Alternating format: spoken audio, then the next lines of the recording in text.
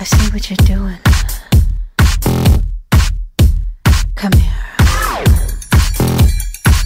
So you think you're ready? I just need you to.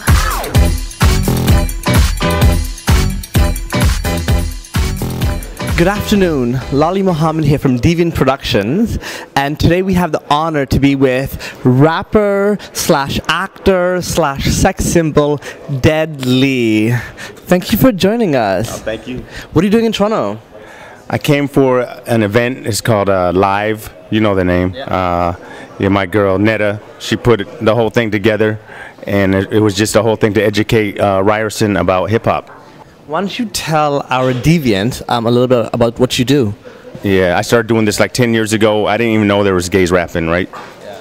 I just started doing my thing. Next thing I know, there's a festival where all the gay rappers from around the world got together. And then fast forward, they documented it. And there was a documentary called Pick Up the Mic. And about 4 years ago, we came to Toronto for the first time at the Toronto Film Festival for to debut the film. Most of your work, or some of your work at least, surrounds police brutality, social justice, race politics. Is that important for you to sort of display in your lyrics? Yeah, definitely, because I think sometimes people will think, you know, gay means just sex. I'm just going to be rapping about sex. But no, I mean, in L.A. too, I'm a brown man first. Before I'm a gay guy, I'm a person of color. You know, I have to deal with police brutality, you know, police stopping me, harassing me. And the, you know, just the daily lives of a person of color in the USA, I think it's a little harder, you know. You've got a pretty potent following. Do you think it's because of your lyrics? Do you think it's because you're a great lyricist, or do you think it's a combination of both? I think a little combination of both. I mean, they enjoy the stories I'm talking about. You know, they've never heard gay stories in hip hop, man. So they're relating to it. I'm just putting the mirror back on the gay youth.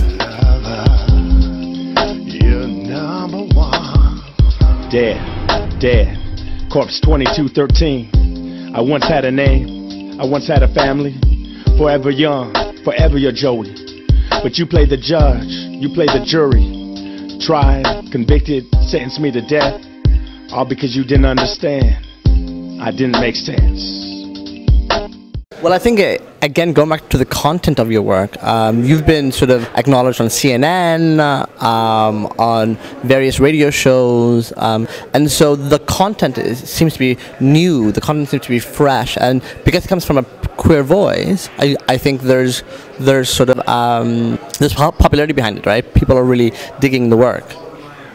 Well, you know what? I think it's gonna get there. Yeah. There's a market for it, and I think that's what we're trying to say. You know, just like I think in like all rappers, there's some beef. You know, sometimes we're not all getting along, but in the big picture of it all, I think we do have to kind of be a little bit more unified because there's a bigger enemy. Like we're tackling bigger problems, right? Yeah. I mean, we're still kind of the ones that they still pick on in hip hop. So I think it's more important for us to kind of still be unified and get that message across that we're here in the game and we're not going to go anywhere.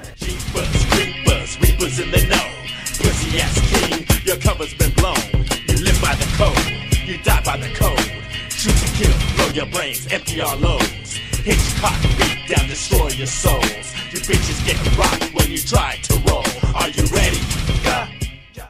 But when I look at the other side of like the young kids that have reached out to me, I've had kids that say, you know, I've saved their life because I'm out there telling their story. And I've got my face tattooed on their bodies. Yeah. That's amazing. Yeah, this shirt is from one of my fans, and he started my fan club. Yeah, and he sends me stuff all the time.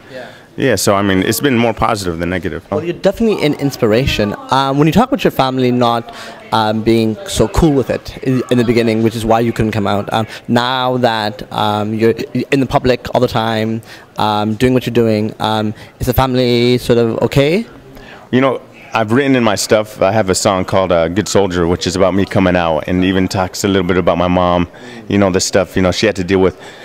But now my mom is my biggest fan, and she's, you know, just constantly pushing me and so proud of me. I mean, she's my number one. She's like she should be the president of the fan club because everywhere she goes, she's, you know, she embarrasses me. I mean, she's telling people in the grocery line, "Oh, he's an open gay rapper." I'm like, "Mom, shh, she's not here, not here."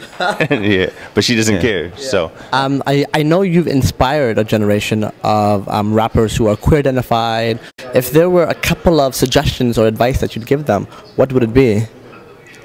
You know, I was once told by this woman that you need to find your passion, right? Because before that, I didn't really have a passion in life. And so I had to sit back and really dig inside and think, you know, what do I want to do?